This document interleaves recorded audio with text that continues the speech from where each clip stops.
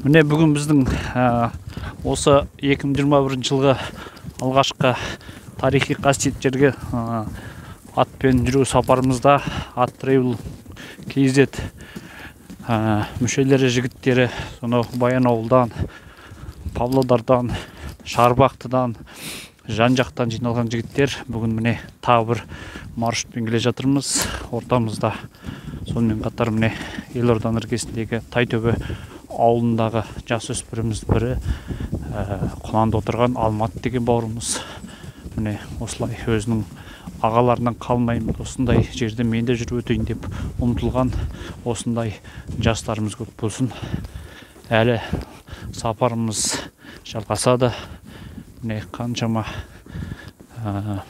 кең жазира байтақ жеріміз, осынау барлық жердің өзінде де қасиетті жер. Сонда әр жердің өзінің қасиетті жерлерін аралап шығу бұл осындай ұлтжанды азаматтарға бұйырған екен.